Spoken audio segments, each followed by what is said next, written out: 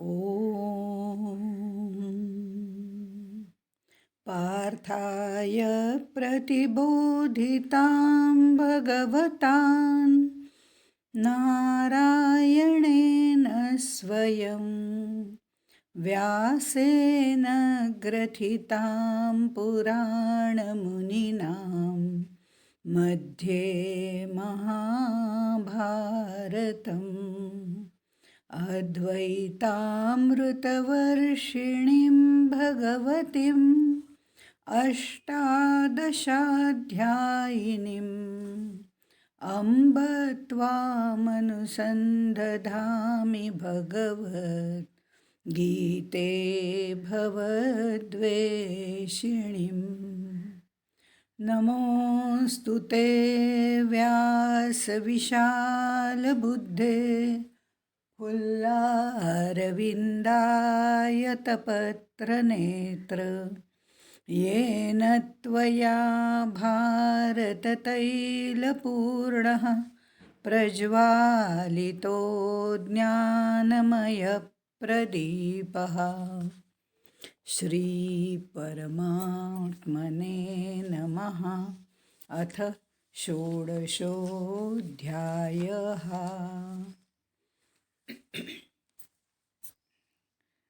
आसुरी संपत्तीची लोक अंतर्यामी असलेल्या ईश्वराला सुद्धा कसं अव्हेरतात हे भगवंत आपल्याला आता या श्लोकांमधनं सांगतायत. 18वा श्लोक आपला चालू आहे. त्यामध्ये भगवंत असं म्हणतायत, अहंकारं बलं दर्पं कामं क्रोधं च संश्रिताः मात्म परदेहेषु प्रद्विषन्तोऽभ्यसूयकाः तानहं द्विषतः क्रूरान् संसारेषु नराधमान् क्षिपाम्यजस्रमशुभा नासुरीष्वेव योनिषु. याच्यामध्ये अशा आसुरी संपत्तीच्या लोकांना भगवंत अभ्यसूयक म्हणजे मत्सरी वृत्तीचे म्हणतात. दुसऱ्याचं चांगलं होणं, उत्कर्ष होणं त्यांना बघवत नाही. कोणी आपल्याला बरोबरीला आला आहे किंवा आपल्यापेक्षा पुढे जातो आहे हे त्यांना अजिबात पटतच नाही. त्यामुळे ते त्यांना खपतही नाही. त्यांना कुणाबद्दल आदर प्रेम वगैरे असं काही वाटत नाही, कारण मीच सर्वस्व हेच ते मानतात. आणि आता हा आदर किंवा प्रेम वाटलंच तर त्यात स्वार्थ असतो, आणि त्या स्वार्थ असल्यामुळे ते ढोंगीपणाने त्याचा आदर करतायत असं दाखवतात. आत्मपरदेहेषु स्वतःच्या आणि दुसऱ्याच्या देहातील परमेश्वराला ते जाणतच नाहीत. किंबहुना मी जो सर्वत्र सर्वांच्या देहामध्ये बसलेला आहे ह्या मज परमेश्वराला ते जाणत नाहीत. त्यामुळे ते एकमेकांचा द्वेषच करत राहतात. आता ही जी माणसं आहेत त्यांच्यामध्ये जर आपण बघितलं तर सद्य परिस्थितीमध्ये जर आपण बघितलं तर ते सगळी दुष्कर्मच करत असतात. कुठे स्फोट घडवतील, कुठे हिडीस चित्रपट काढतील, कुठे गलिच्छ नियतकालिकं काढतील, TV सिरीज बनवताना सुद्धा काहीतरी विध्वंसक असे भाव प्रगट करतील. संसारातली सगळी नाती गोती सगळी अशी भ्रष्ट झालेली दाखवतील. असं करून आपण आपल्या राष्ट्राचंच नुकसान करतोय. त्याचे मतभेद द्वेष हे सगळं दाखवून तेच विचार आपल्या प्रेक्षकांच्या मनात उत्पन्न करतोय याचंही त्यांना भान नसतं. त्यामुळे साहजिकच अशी ही जी सगळी लोकं असतात ती संस्कृतीचा ऱ्हास करण्याकरताच टपलेली असतात. त्यांच्या हातून संस्कृतीचा ऱ्हास होतोय हेही त्यांना लक्षात येत नाही असं म्हणूया फार तर. असो, तर अशी माणसं म्हणजे समाजाला लागलेली कीड आहे. स्वार्थ, भ्रष्टाचार, गुंडगिरी अशी आसुरी संपत्ती असलेली माणसं समाजाचा कॅन्सर आहे. त्यांना स्वतःला तर समाधान मिळत नाहीच, पण ते दुसऱ्याला सुद्धा समाधानी आनंदी राहू देत नाहीत. अशा या द्वेषी आणि पापी क्रूर अशा नराधमांना मी पुन्हा आसुरी योनीत जन्माला पाठवतो. श्वान शुकर अशा नीच योनीमध्ये पाठवतो असं भगवंत म्हणतात. जन्मभर याच इच्छा आकांक्षामध्ये राहिल्यावर आपोआपच अंतेमती सागती या न्यायाने तो पुन्हा असुर योनीमध्येच जातो. आता कर्माचा सिद्धांत आहे, त्यामुळे त्यात भगवंत ढवळाढवळ करत नाहीत. पण असुर योनी प्राप्त करून त्यात राहिल्यामुळे त्याच कामना तो पुन्हा करायला सुरुवात करतो. तशाच इच्छा तशाच कामना हे सतत रिपीट होत राहतं. पण केव्हा तरी असा जोराचा फटका बसतो किंवा भगवंत जोराचा फटका मारतो की बहुनाम जन्मना अंते का होईना, पण त्याला कामना वासना यांचा तिटकारा येतो आणि सत्संगती लाभते आणि मगच तो मोकळा होऊ शकतो. तोपर्यंत तो मोकळा होऊ शकत नाही. तो त्या त्या योनीमधनं फिरत राहतो असं भगवंत आपल्याला इथे सांगतायत. आता अशी ही राक्षसी संपत्ती धारण करणाऱ्यांची गती केवळ एका जन्मापुरती नसून अनेक जन्माची असते. इतके ते हीन योनीला जातात. त्याबद्दल भगवंत असं म्हणतात,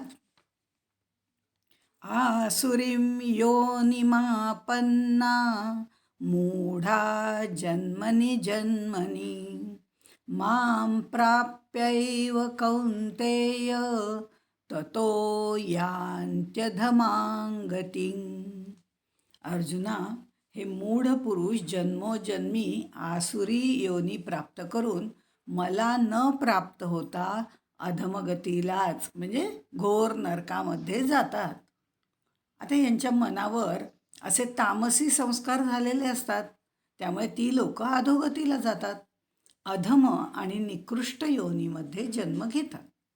आता ते मला कधीच प्राप्त होत नाहीत असं भगवंत सांगतायत, कारण भगवंताला प्राप्त करण्याची त्यांची इच्छाही नसते आणि त्याप्रमाणे ते कृतीही करत नाहीत.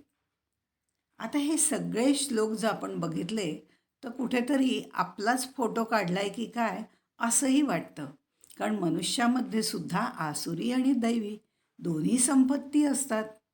आणि जर खरंच हा आपला फोटो असेल तर तो फोटो सुधारायला पाहिजे, नाही का? म्हणजे मागे जसं ब्लॅक अँड व्हाईट फोटो होते, आता रंगीत मिळतात. मग आपली मानसिक फ्रेम बदलायला काय हरकत आहे? कारण प्रत्येकामध्ये दैवी आणि आसुरी संपत्ती असतेच. पण जसं प्रत्येक दगडामध्ये मूर्ती असते आणि दगडातील नको असलेला भाग काढून टाकला की तो दगडच मूर्तिरूप धारण करतो, तसंच आपल्यातले नको असलेले आसुरी गुण समजून उमजून विचारपूर्वक विवेकाने काढून टाकावे लागतात. मग आपल्यात जे उरतात ते फक्त दैवी गुण उरतात, कारण ते आपल्यामध्ये आहेतच. फक्त या आसुरी संपत्तीचा काही वेळेला प्रभाव पडतो तर कधी दैवी संपत्तीचा प्रभाव पडतो. हे दोन्ही गुण आपल्यामध्ये असतात. मग ते आपल्यातले आसुरी गुण समजून उमजून काढून टाकले पाहिजे असं इथे भगवंत आपल्याला सांगतात. अन्यथा ह्या आसुरी संपत्तीच्या लोकांसारखंच आम्ही सुद्धा सातत्याने हीन योनीला जाऊ.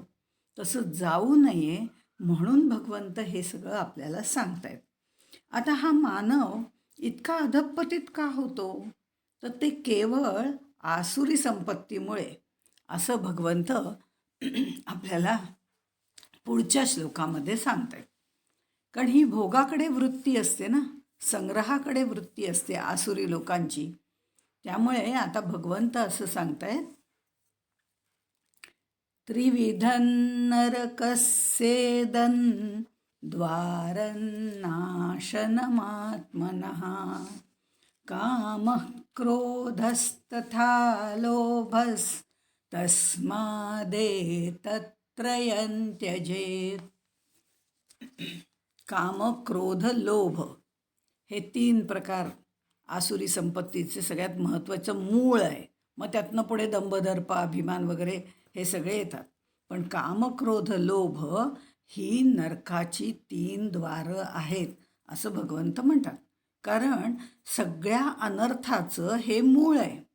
नरकप्राप्तीचं साधन असल्याने इथे काम, क्रोध, लोभ यांना नरकात जाण्याचं द्वार असं म्हटलेलं आहे. आसुरी संपत्तीच्या मुळाशी तेच सगळे गुण असतात, दुर्गुण असतात. आता आसुरी संपत्ती सांगितल्यावर त्याचे परिणाम काय आहेत ते भगवंत पुन्हा एकदा आपल्याला सांगतात. संकुचित मनोवृत्ती, क्रोध, उन्मत्तपणा, ढोंगीपणा, गर्व, लोभ, सतत भोगाची कामवासना, दुर्वर्तन, दुराचार आणि या सगळ्यामुळे हीनत्व येतं. आणि या तिन्हीपासून पापनिर्मिती होते. आणि नरक म्हणजे हीनत्व. माणूस हीन असून हीनत्व न दाखवता तो मोठेपणा दाखवतो. आणि कारण हीनत्व कोणाला नको असतं ना, मोठेपणा सगळ्यांना हवा असतो. हा मात्र मनुष्य दंभाचाराने सगळ्यांपुढे मोठेपणाचा आव आणतो. पण तरीसुद्धा हा आव जरी आणला तरी क्रोधामुळे त्याच्या बुद्धीचं संतुलन बिघडतं. आणि मग संतुलन बिघडलं की माणूस जे नको ते करतो. आता ह्याच्यामध्ये असं झालं, क्रोधामुळे जर आपण बुद्धीचं संतुलन बिघडलं की मग आपण बघतो हृदयविकार होतो, अर्धांगवायू विकार होतो. हे असे विकार निर्माण होतात, हे रोग निर्माण होतात. या भौतिक गोष्टी ज्या सगळ्या आहेत त्या भोगण्यासाठी याची धडपड चालू असते. पण त्या उपभोगायला याला शरीराची साथ मिळत नाही, असं होऊन जातं. खरं तर रस्त्याने जाताना अशा वेगवेगळ्या पाट्या असतात पहा, अमकीकडे तमकीकडे, किंवा पर्यटनाच्या वेळेला वाटाड्या असतो. तसे हे काम, क्रोध, लोभ ह्या पाट्या खरं लिहिलेल्या आहेत. इकडे गेलं की काम, तिकडे गेलं की क्रोध, इकडे गेलं की लोभ. आणि ते वाटाडे सुद्धा आहेत. पण ते कुठला मार्ग दाखवतात? नरकाकडे जाण्याचा मार्ग दाखवणारे हे वाटाडे आहेत. व्यक्तीचं शरीर काम, क्रोध, लोभ यामुळे त्या जन्ममरणाच्या चक्रात गुंतून राहतं आणि इथेच राहतं. अंतःकरणातला जो असुर भाव आहे तो सूक्ष्म देह प्राणासह पुढे जातो आणि नरकात नेतो. मनुष्याला या 3 शक्ती दिलेल्या आहेत: ज्ञानशक्ती, इच्छाशक्ती आणि क्रियाशक्ती. त्याचा उपयोग खरं म्हणजे माणसाने चांगल्या तऱ्हेने करून ऊर्ध्वगतीला जायला पाहिजे. पण माणूस त्याचाच उपयोग अधोगतीला जाण्यासाठी दुरुपयोग करतो. आता ऊर्ध्वगतीला जायचं का अधोगतीला जायचं हे स्वातंत्र्य त्याला आहे. खरं तर मृत्यूनंतर तर सोडून द्या, पण या शक्तींनी आपण ज्ञान, इच्छा आणि क्रिया या 3 शक्तींनी आपण भूतलावर सुद्धा स्वर्ग बनवू शकतो आणि भूतलावरच नरकसुद्धा बनवू शकतो. हे आपल्या इच्छाशक्तीवर नियंत्रण, योग्य दिशेनं आपला प्रवास, आपल्या ज्ञानशक्तीचा पूर्ण भरोसा, हे सगळ्या गोष्टी असतील आणि या सर्व गोष्टी आपल्या उद्धारासाठी आपण वापरत असू तर मात्र आपण निश्चितपणे स्वर्गाकडे जाऊ शकतो. हे स्वर्गद्वार म्हणजे भगवत भक्ती हे स्वर्गद्वार आहे. आणि ही जी 3 नरकाची द्वारं सांगितलीत ना, ती बघा, भगवत भक्ती हे एकमेव स्वर्गद्वार सांगितलं आहे. पण नरकाची मात्र 3 दारं सांगितलेली आहेत.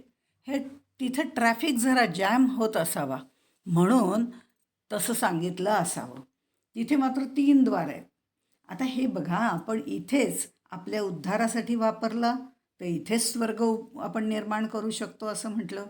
आता ज्ञानशक्ती जी आहे ते म्हणजे आपल्यामधली एक ज्ञशक्ती ज्याला आपण म्हणतो, ती सर्व शक्ती त्याला भक्तीचा ओलावा लावून आपण परमेश्वरापर्यंत जाऊ शकतो.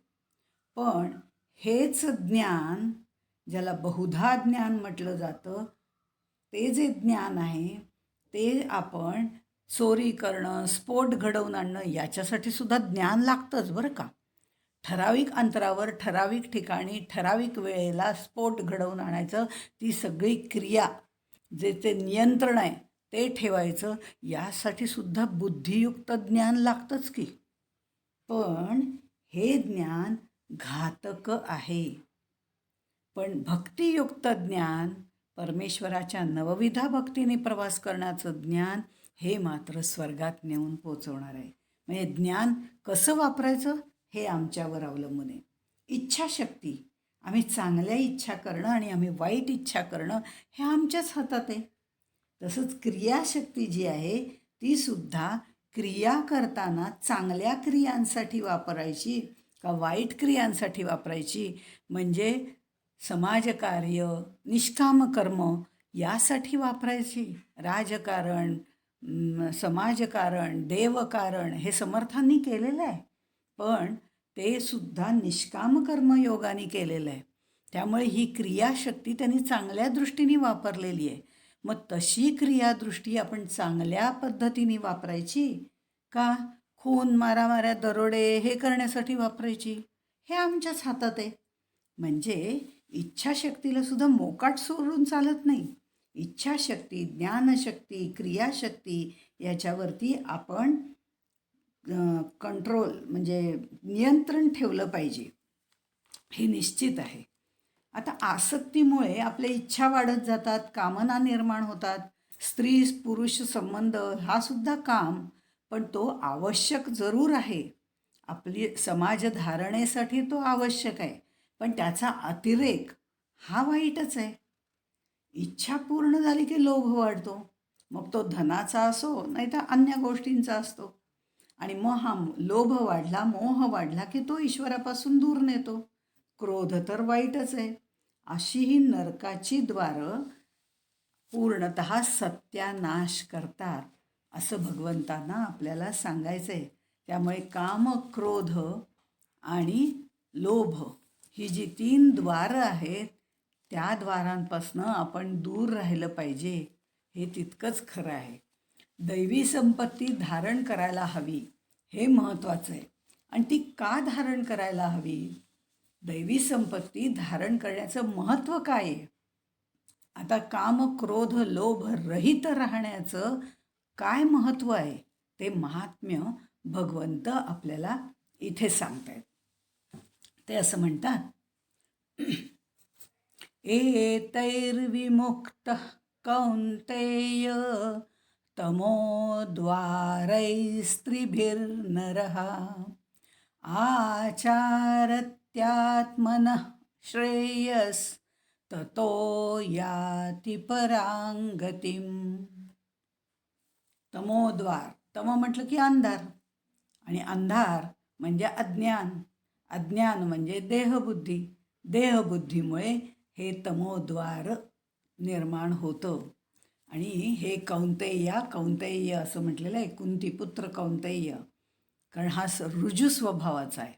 हे कौंतेया नरकाच्या या 3ही द्वारापासून मुक्त होतो, दूर राहतो. तो मनुष्य आत्मकल्याणाचे आचरण करतो आणि तो श्रेष्ठ गतीला पावतो. परांगतीम, श्रेष्ठ गतीला पावतो. आता विकारांना ज्याने जिंकलेलं आहे, काम, क्रोध, लोभ आदी षड्रिपूंवर ज्यांनी न्यास केलेला आहे, न्यास म्हणजे ताबा मिळवलेला आहे. पदन्यास करताना नर्तकी तिच्या पायांवरती ताबा तिने मिळवलेला असतो की ती कशी पायांची लय काय असली पाहिजे, घुंगराचा ठेका काय असला पाहिजे, हा तिचा कंट्रोल त्याच्यावरती असतो. तसं विकारांवर आणि षड्रिपूंवर आपण न्यास केला पाहिजे, म्हणजे काबू मिळवला पाहिजे. षडन्यास, 6 विकारांवर ज्यांनी न्यास प्राप्त केलेला आहे ते, अशा पद्धतीने. पण ह्या सगळ्यामध्ये काबू न मिळवलेले जे लोक आहेत त्यांना मात्र भौतिक सुख मिळत नाही. म्हणजे त्यांना तात्पुरतं सुख मिळतं, अशाश्वत सुख मिळतं, क्षणिक सुख मिळतं, पण त्यातून पुन्हा दुःखच उद्भवतं, हे नक्की. अशा पद्धतीने भगवंत सांगतायत. म्हणून ही लोक जी आहेत ती अधोगतीला जातात. भौतिक सुख मिळवणारी लोक जी असतात ती तशी जातात. आता ह्याचं जर उदाहरण द्यायचं झालं तर एका पिक्चरमध्ये, एका सिनेमामध्ये, माझ्या माहितीप्रमाणे अभिमान सिनेमा असावा, तिथे एक संवाद आहे अमिताभ आणि असरानी यांचा. तर त्याच्यामध्ये त्यांनी असं विचारलेलं होतं, म्हणजे तो संवाद आता पूर्ण सांगत नाही, आपल्या दृष्टीने जो महत्त्वाचा भाग आहे तेवढंच सांगते, की असरानी विचारतो की जेव्हा देवाकडे गेलो होतो त्यावेळेला ते असं म्हणतो, देव विचारतो, हां, या माणसाला काय दिलं आहे, त्या माणसाला काय दिलं आहे, अमक्याला काय दिलं आहे, असं वगैरे जो संवाद देवांचा चाललेला होता. तर त्यावेळेला देव विचारतो, त्याला काय गरिबी दिली आहे का त्याला? बरं बरं, ठीक आहे, त्याच्या त्याच्या कर्माप्रमाणे त्याला गरिबी दिली आहे ना, मग ठीक आहे, त्याची तब्येत चांगली ठेव. आणि ह्याला काय, ह्याला श्रीमंती दिली आहे का? बरं, पण तरीसुद्धा त्याला पोटाची दुखणी दे. काय वाटेल ते खाऊन, मागवून, पैसे देऊन तो मागवून खाऊ शकतो, एवढा पैसा आहे ना, अभी पेट की बिमारी दे दो. आता पेट की बिमारी त्याला जर दिली तर तो काही खाऊच शकणार नाहीत, म्हणजे दात आहेत पण चणे नाहीत, अशी त्याची अवस्था होईल. म्हणजे कोणाला काय द्यायचं, कोणाला काय द्यायचं नाही, आणि कोणाला कोणत्या वेळी काय द्यायचं हे भगवंत ठरवतात. पण कर्माच्या सिद्धांताप्रमाणे त्याला मिळालेली श्रीमंती, त्याला मिळालेलं गरिबी हे ते दूर करत नाहीत. पण तो जे पुढचं कार्य करतोय, तो जे भक्त होतोय का सैतान होतोय, याप्रमाणे त्याला काय पुढे द्यायचं हे भगवंत ठरवतात. त्यामुळे काम, क्रोध, लोभ या अनाचाराने ज्यांना पैसा मिळवलेला आहे त्यांना भौतिक दृष्टीने कोणताही उपभोग घेता येणार नाही, त्यांना आत्मिक आनंद तर अजिबातच मिळणार नाही. व्यास ऋषी महाभारतामध्ये शेवटी सांगतात, मी एवढे हात वर करून करून, लोकांनी माझ्याकडे पाहून, माझ्याकडे बघून मी काय सांगतोय ते ऐकावं म्हणून मी हात वर करून करून सांगतोय की काम, क्रोध, लोभ या त्रिदोषामुळे महाभारत घडलेलं आहे. पण अजूनही कोणी याचा बोधच घेत नाही. हे 3 विकार प्रकृतीनेच निर्माण केलेले आहेत, आणि मनुष्यसुद्धा प्रकृतीपासून म्हणजे पंचभूतांपासून बनलेला आहे. त्यामुळे तो त्यातच अडकून पडतो. या विकारांनी माणसाला पकडून ठेवलेलं आहे. पण एक गोष्ट नक्की आहे, भगवंतानी माणसाला बुद्धीचा बोनस दिलेला आहे. मग या बुद्धीच्या सहाय्याने तो या विकारांपासून दूर राहू शकतो. हाच संदेश गीतेने दिलेला आहे. विकारांच्या अधीन न होता त्यावर ताबा मिळवला तर माणूस पराभक्तीचा प्रारंभ करू शकतो. अधोगतीला न जाता ऊर्ध्वगतीला जाऊ शकतो. अज्ञान, अहंकार, बुद्धीतला तम नष्ट करून त्याचं आचरण कल्याणकारी होऊ शकतं. म्हणून याच्या त्यागाचाच त्याने नेहमी विचार करावा, म्हणजे ते कल्याणकारी होईल. काम, क्रोध, लोभ याच्यामुळे धर्म आणि समाजमर्यादा नष्ट होते. जगाचं नुकसान करणारे हे लोक असतात, पण दैवी संपत्तीचे लोक हे जगाचे कल्याण करणारी लोक असतात. त्यामुळे उपभोग घेऊ नका असं गीता कधीच सांगत नाही. योग्य प्रमाणात, योग्य ठिकाणी, योग्य वेळी, योग्य तऱ्हेने उपभोग घ्या, ओरबाडून घेऊ नका. पण योग्य तऱ्हेने निष्काम कर्म करा, आणि मग मात्र हे सर्व पराभक्तीचा प्रारंभ करून तुम्ही प्राप्त करून घेऊ शकता आणि स्वतःबरोबरच जगाचं कल्याण करू शकता, असं गीता आपल्याला सांगते. म्हणून त्रिदोषी सांडिले शरीर, त्रिपुटी फिटलिया नगर, त्रिदाह निमालिया अंतर जैसे होय. अशा प्रकारे माऊलीसुद्धा आपल्याला अंतःकरण शुद्धी करायला सांगते. आणि ही अंतःकरण शुद्धी झाल्यानंतर आपोआपच आपल्या जीवनाला शास्त्रशुद्ध प्रेरणा मिळते. म्हणून ही दैवी संपत्ती जी आहे ती धारण करायला पाहिजे. त्याचं महत्त्व या श्लोकामध्ये भगवंतांनी आपल्याला सांगितलेलं आहे. पुढे हे शास्त्र आपल्याला सांगितलंय, शास्त्र आपल्याला सांगितलं असं जे आपण म्हणतो, ते शास्त्र म्हणजे जीवनाला प्रेरणा देणारा, स्फूर्तीचा, योग्य दिशा दाखवणारा असा विचार म्हणजे शास्त्र. म्हणून ऋषीमुनी, संत सज्जन हे नेहमी शास्त्राचरण करा असं म्हणतात. सनातन संस्कृती हीच आपल्याला हाच संदेश देत असते. म्हणून आज आमची संस्कृतीही टिकून आहे आणि आमची शिकवणही टिकून आहे, शास्त्रही टिकून आहे. पुढे भगवंत त्या शास्त्राचंच महत्त्व आपल्याला सांगतात आणि म्हणतात, यशास्त्रविधी मृत्सृज्य वर्तते कामकारतः न स सिद्धिमवाप्नोति न सुखं न परांगतिम.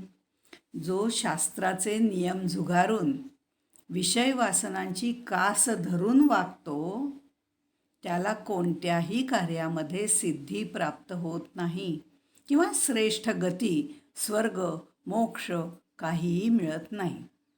आता कर्तव्य अकर्तव्य, काय करावे काय करू नये असा प्रश्न पडला की शास्त्र प्रमाण मानलं पाहिजे. कारण आपली ही कर्मभूमी आहे आणि आपली योनीसुद्धा मनुष्य योनी ही कर्मयोनी आहे.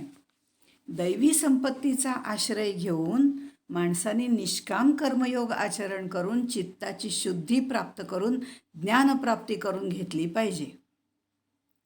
पण आसुरी संपत्तीची माणसं यातलं काहीच करत नाहीत. उलट आपल्या स्वार्थासाठी ते शास्त्रालाच खोटं ठरवतात आणि असंच म्हणतात, असं कधी असतं का, त्याची काही गरज नाही, ते काही करण्याची गरज नाही वगैरे वगैरे. आता पैसा भरपूर मिळवा, कष्ट करा, योग्य मार्गाने मिळवा म्हणून भगवद्गीता त्याग करा असं म्हणत नाही, यथा योग्य उपभोग घ्या असं सांगतं. म्हणजे एकादशीला साबुदाणाच खाल्ला पाहिजे असं काही कुठे कुठे शास्त्रात लिहिलेलं नाही आहे. पण उपवास करा हे मात्र सांगितलेलं आहे. मग तो उपास करायचा आहे, पोटाला विश्रांती द्यायची आहे, का उपवास करायचा आहे म्हणजे देवाच्या जवळ वास करायचा आहे, देवाच्या सान्निध्यात राहून नामस्मरण करायचं आहे. पण आम्ही तसं न करता एकादशी दुप्पट खाशी करतो. मित आहार करा असं भगवंतानी आपल्याला सांगितलं आहे. ह्या सगळ्या गोष्टी बुद्धीने समजून घ्यायला पाहिजे. आम्ही भरपूर खातो आणि भरपूर झोपतो, पण देवाजवळ वास आमचा होतच नाही आणि आम्ही उपवास वेगळ्याच तऱ्हेने करतो. त्यामुळे शास्त्राला बुद्धीने समजून घेतलं पाहिजे आणि त्यानुसार आचरण करता आलं पाहिजे. आणि तसं आचरण न करता केवळ कामासक्त होतो त्याला ऐहिक आणि पारलौकिक कुठलंच सुख मिळत नाही. आजकाल दिसणारी ही श्रद्धा आणि भक्ती ती सुद्धा राजसी आहे. तामसी कमी जरी असली असं आपण म्हटलं तरीसुद्धा राजसी आहे, पण सात्विक नाही. संकट निवारण करण्यासाठी, काम्य उपभोग मिळवण्यासाठी अशा देवळासमोर अनेक रांगा लागतात. अगदी त्या दादरच्या गणपतीला गेलं तर तिथे 2 उंदीर ठेवलेले आहेत. 2 उंदीर ठेवलेत, त्यांच्या कानात सांगायचं की आपल्याला काय पाहिजे म्हणजे ते गणपतीला समजतं वगैरे, असं काही काही आहे तिथे. सिद्धिविनायक त्याचं नाव. तर म्हणजे सिद्धिविनायक तो संकट निवारण करणारा वगैरे आहे. पण जो सात्विक श्रद्धायुक्त भक्ती करतो तो असं म्हणतो की हे उंदराच्या कानात सांगून गणपतीने ऐकून त्यांनी मला माझी संकट निवारण करणं, हे करण्यापेक्षा कर्मसिद्धांताप्रमाणे माझ्यावरती जी संकटं आलेली आहेत त्या संकटातून बाहेर पडण्यासाठी शक्ती त्यांनी मला द्यावी, ही शक्ती द्यावी, ती भक्ती द्यावी की जेणेकरून ती संकटं मला संकट वाटणारच नाहीत. हे महत्त्वाचं आहे. संकट निवारण आणि काम्य उपभोग मिळवण्यासाठी देवळासमोर रांगा लावतात, देव मिळावा म्हणून रांगा नसतात. श्रद्धेमुळे शुद्ध भक्ती निर्माण होते. आपण 17व्या अध्यायामध्ये ही श्रद्धा बघितलेली आहे. आणि म्हणून हे करणारे जे दैवी आसुरी संपत्तीचे लोक आहेत ते कधीही त्यांना देव भेटत नाही, कारण ते शास्त्रानुसार वागत नाहीत. आता कामकारतः वर्तते, शास्त्रविधीची अवहेलना करून मनमानी करून वर्तन करतो तो. आता हा काम हा शब्द आहे ना, हा सुद्धा 7 ते 23 या श्लोकांमध्ये 9 वेळा आलेला आहे. काम हैतुकम, काममाश्रित्य, कामपोभोग परमा, कामक्रोधपरायण वगैरे वगैरे अशा पद्धतीने. म्हणजे हा शब्द इथे इतके वेळा आला आहे कारण दोन्हीचं मूळ कामच आहे. पण सज्जन संत निष्काम भावनेने करतात आणि दुर्जन किंवा आसुरी संपत्तीचे लोक कामोपभोग घेण्यासाठी करतात, मनमानी करण्यासाठी करतात, शास्त्रविधींची अवहेलना करून करतात, असं भगवान आपल्याला सांगतायत. आता इथे पुढच्या श्लोकामध्ये भगवंत असं म्हणतात, तस्मात् शास्त्र प्रमाणन्ते कार्याकार्यव्यवस्थितो ज्ञात्वा शास्त्रविधानोक्तं कर्म कर्तुमिहर्हसि.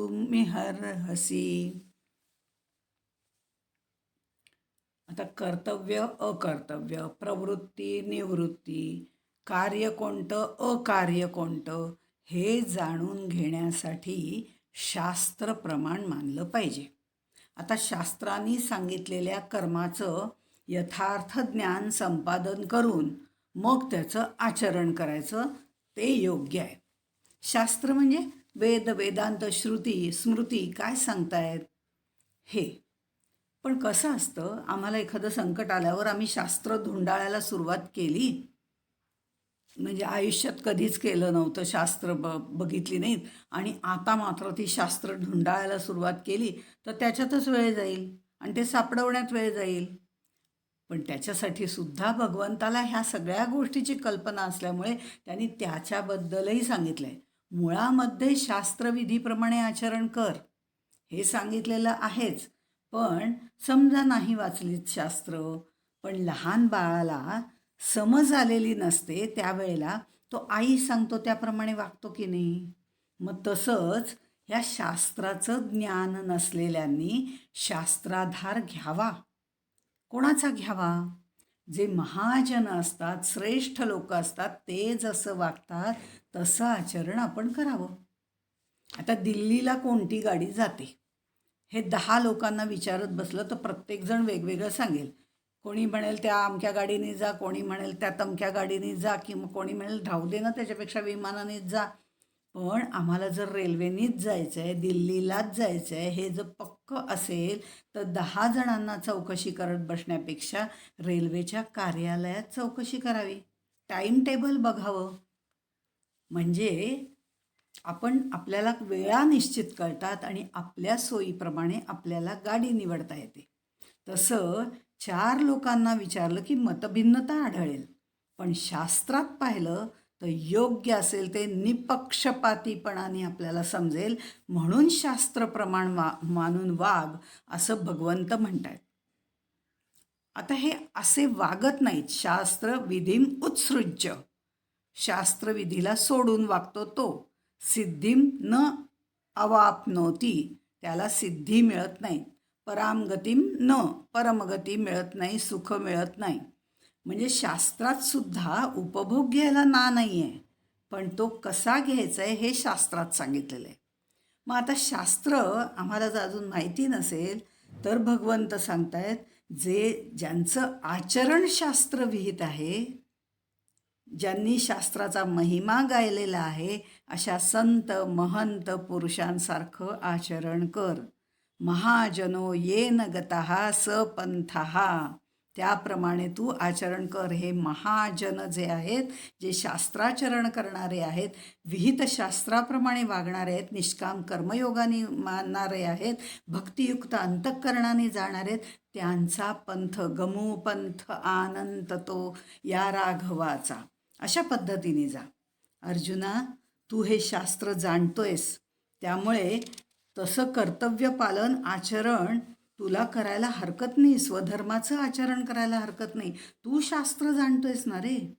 तू हा पाप पुण्य याचा निर्णय केवळ आपली मनमानी करण्यासाठी वापरतोयस. तू शास्त्रप्रमाण मान बरं. त्याच्यात काय दिलेलं आहे? स्वधर्माचं कर्तव्य करावं, स्वधर्म कर्म करावं, कर्तव्य कर्म करावं. मग क्षत्रियाला प्राप्त झालेल्या युद्धक्रिया हा जो भाग आहे तो करणं तुला महत्त्वाचं आहे. हेच भगवंत त्याला सूचित करत आहेत. ते युद्धक्रिया ही क्रूर हिंसायुक्त जरी वाटत असली तरी क्षत्रियासाठी ती पापजनक नाही, जर ते शास्त्रानुसार नसेल तर. ते युद्ध जे ते पापभावनेने केलेलं असेल, अधर्माने केलेलं असेल तर निश्चित ते योग्य नाही.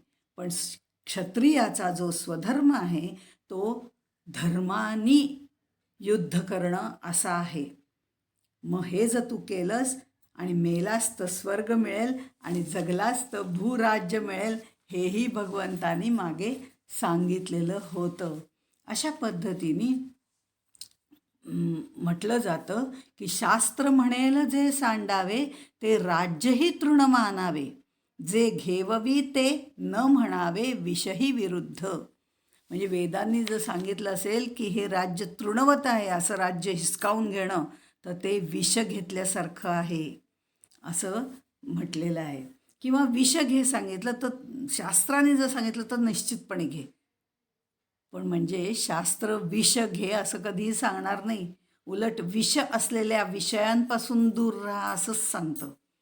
तर वेद हे सर्वश्रेष्ठ प्रमाण आहेत आणि शास्त्र ही वेदांवर आधारित आहेत. वेद हे अपौरुषेय आहेत. वेदातलं एकही अक्षर पुढे मागे करण्याचा अधिकार कोणालाही नाही. वेद देवांच्या ईश्वरी श्वासातून निर्माण झालेले आहेत. माणूस श्वास उच्छ्वास सहजपणे करतो. हे कर्मसुद्धा तो सहजपणे करतो की ज्याची जाणीवही आपल्याला नसते. हा श्वास जर इतका सहज होऊ शकतो, तसंच निष्काम कर्म हे सुद्धा सहज व्हायला पाहिजे असं भगवंत इथे आपल्याला सांगतायत. असं दैवी संपत्ती जी आहे ती आपल्यामध्ये मुरवली पाहिजे. आसुरी संपत्तीचा त्याग केला पाहिजे.